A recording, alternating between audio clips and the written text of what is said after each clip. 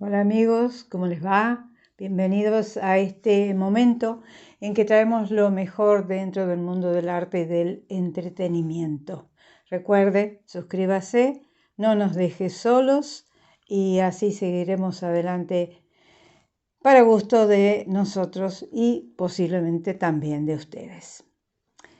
Hoy vamos a hablar de un autor del cual ya he mencionado, al cual ya he hecho referencia, pero su literatura me sigue fascinando porque dentro de todo el cúmulo de autores que hay en los últimos tiempos, que cada vez son más, como que todo el mundo se le ha dado por escribir, cosa que me parece hermoso, porque después se va, por supuesto, decantando la posibilidad de elegir lo mejor. Hay un autor que a mí me sigue fascinando y lo releo de vez en cuando y me apropio de algunos de sus trabajos para regocijo simplemente, porque la literatura es eso, es regocijo y es felicidad cuando uno la tiene entre sus prioridades. Y me estoy refiriendo a Stefan Zweig o Stefan Zweig, como se lo conocía en Argentina. Fue favorito de nuestras madres y yo, habiéndolo leído en mi casa materna o en mi casa paterna, me enamoré de Stefan Zweig. Me enamoré de sus libros, de, por ejemplo, El mundo de ayer, de las biografías de Stefan Zweig, una biografía de María Antonieta, otra de María Estuardo, 24 horas en la vida de una mujer. Por sobre todas las cosas, quiero destacarlo, él habló de dos temas: la vida de la mujer o la psicología femenina de su época. Recuerde que él vivió en Viena a comienzos del siglo XX. La psicología femenina lo fascinó. Y también él escribió a través de sus libros y de sus periplos por el mundo sobre lo que estaba sucediendo en Europa justamente a comienzos del siglo XX. Nunca se resignó a lo que estaba sucediendo en su amado país, en su ciudad natal, Viena, donde él, siendo un ciudadano común y corriente de ascendencia o de condición judía, no entendió jamás ni aceptó lo que estaba pasando en su país entre ciudadanos de nacionalidad austríaca, pero con la condición judía por un lado u otras religiones por otro. No lo entendió ni lo aceptó. Se torturó permanentemente hasta que finalmente dejó su Austria natal, empezó a vagar por el mundo, estuvo en varias localidades de Europa, también en Inglaterra, hasta que finalmente fue a parar a los Estados Unidos. Pero finalmente tampoco allí se sintió protegido o conforme con lo que estaba sucediendo. Estuvo en Argentina en un congreso del Pen Club y finalmente se asentó en Brasil, en Petrópolis, donde se suicidó junto a su segunda esposa en 1942. Pero hoy no vamos a hablar de eso porque ya hemos hablado de eso en otra oportunidad. Hoy vamos a hacer mención a un libro, a una pequeña novela o un cuento largo, como usted prefiera llamarlo, que tengo en mis manos y que acabo de releer, que se llama Carta de una desconocida. Este libro es de la colección Alma Ilustrada, que me he cedido gentilmente por Librerías Maidana. A ver, Carta de una desconocida. Trata sobre una muchacha que en la Viena de comienzos del siglo XX vive en un inquilinato con sus padres y se enamora de un otro inquilino que es pianista y que es un pianista afamado en el mundo entero.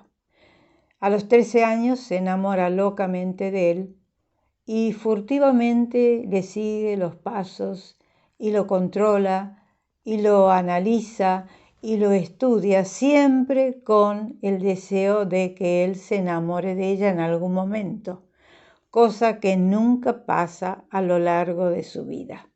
Ella le dedica alrededor de 40 o 50 años a ese amor que nunca pudo ser, o sí, según como se lo mire, porque esa muchacha que vive en Viena, después se va a vivir a otra localidad alemana, junto con sus padres, su madre y su padrastro. Allá es pretendida por varios miembros de la, digamos, de la milicia local, y finalmente ella vuelve a Viena para ver qué sucede con este hombre. ¿Qué ha sucedido con él a lo largo de algunos años? Ella ya no tiene 13 años, tiene 19 cuando vuelve a verlo en Viena. Bueno, se encuentra con que ese ser encantador, que era ese pianista del cual ella se había enamorado, sigue siendo lo mismo de siempre, mujeriego, atolondrado, con una vida bastante disipada, encantador, que no la registra a pesar de que ella se pone en varias oportunidades delante de él, pero no la registra. Él tiene otras veleidades y otros intereses, y ella persiste en ese amor que no puede ser, porque él no la registra. Bueno, en un momento determinado de esos años que ella pasa dedicada obsesivamente a ese amor, que más que amor es una obsesión, que nunca se lo puede sacar de encima. Claro, tenga en cuenta usted que esto es en Viena en comienzos del siglo XX. Las mujeres estaban formadas de otra manera. Y eso lo analiza muy bien Stefan Zweig en este libro que se llama Carta de una desconocida. ¿Por qué se llama así? Ya se lo cuento. En un momento dado, ella se vuelve, no se casa con un pretendiente que tenía, que era noble, y se vuelve a Viena, vuelve al inquilinato donde había vivido, se esconde allí y lo acecha. Y él, sin reconocerla, a pesar de que la había visto en varias oportunidades, se dirige a ella. Y ella empieza a sentir que su corazón se ilusiona nuevamente. Después la vida sigue, ella se vuelve con sus padres, hasta que finalmente decide dejar todo e irse a vivir a Viena, pasara lo que pasase. Se emplea en un negocio de ropa, de venta de ropa hecha a medida, para las damas aristocráticas, y finalmente un día se planta en el camino de él, cuando él sale de noche, una noche de juerga, y sin presentarse ni decirle desde cuándo lo conoce, lo seduce.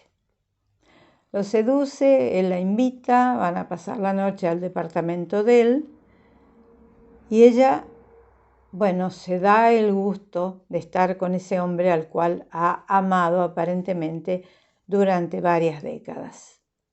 Queda embarazada, él no se entera, y eso lo vamos sacando a colación, lo vamos descubriendo a través de esa carta, porque la novela en sí es una larga epístola que esa mujer le escribe a ese hombre. Bien. Tiene un hijo, ella, él no se entera, ella lo cría durante 10 o 12 años, hasta que finalmente el chiquillo fallece y ella también se enferma y, sabedora de que va a morir dentro de poco tiempo, le escribe a él una carta contándole todo lo que ha pasado. Él nunca la reconoció, él nunca se dio cuenta de que esa mujer que lo seduce en algún momento era aquella chiquilla de 13 años que él veía a las puertas del inquilinato cuando entraba y salía para hacer sus actividades, ya fuera para dirigirse a la sala de conciertos o para alguna cita amorosa que él tenía. Lo interesante de todo esto es que este libro fue llevado al cine en forma de película y la protagonizó John Fontaine, que en ese momento tenía 20 y pico de años, pero que da muy bien el aspecto de una niña a los 13 y después va evolucionando su aspecto físico, por supuesto, con maquillaje y vestuario. Y el pianista es el actor francés Louis Jourdan. Me encantó la película, volví a verla ahora y es tan naif que realmente seduce, encanta, porque no estamos acostumbrados en esta época a ver películas así. Ahora, ¿qué le hizo Hollywood al libro de Stefan Zweig? Lo transformó. Había que vender la película, había que sacarle algunos momentos escabrosos o perversos que tenía el libro y había que mostrar a la figura de esta muchacha de otra manera.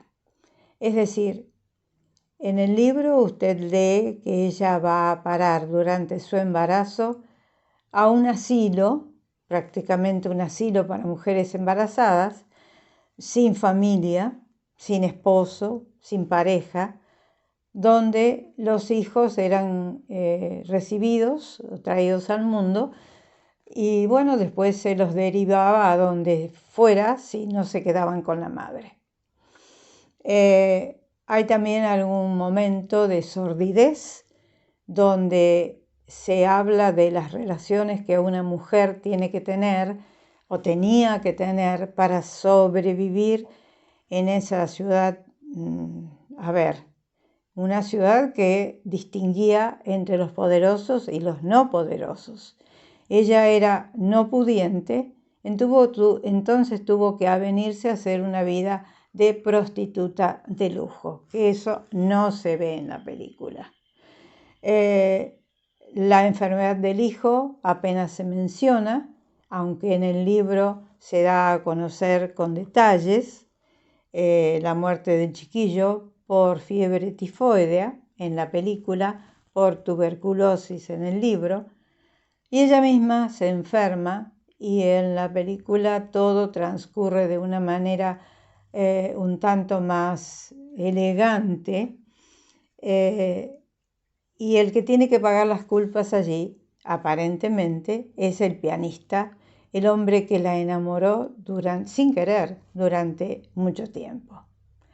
Y entonces, cuando yo vi la película nuevamente y releí la novela, me di cuenta que Hollywood ha manejado las cosas a su antojo, por lo menos en esta producción de la década del 40. No había que mostrar la realidad, no había que mostrar esa sordidez y ese aspecto sombrío que podía tener una muchacha de la calle o una muchacha que no tenía familia que la protegiera, y había que vender las cosas de otra manera. Eso me interesó muchísimo, fíjese usted. Más allá de que siempre Stefan Zweig me interesó porque narra muy bien aquel cisma que se produjo en Europa, en la mitad de Europa o Europa, Mitteleurope. Él lo analizó muy bien y lo plasmó en las páginas de sus libros con mucho asombro. Y bueno, pasa lo mismo con esta novela.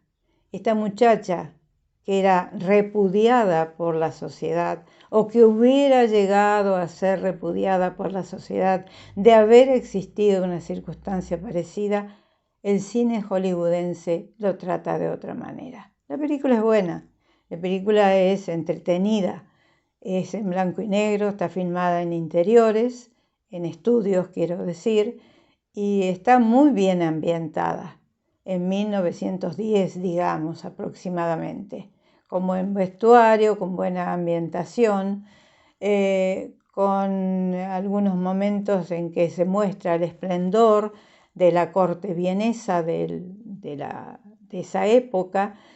Bueno, vale la pena tenerla en cuenta, pero por sobre todas las cosas, vale la pena leer el libro y compararlo con la película, porque uno se da cuenta cómo Hollywood tergiversó, por lo menos en otra época, tergiversaba lo que al espectador medio pudiera molestarle.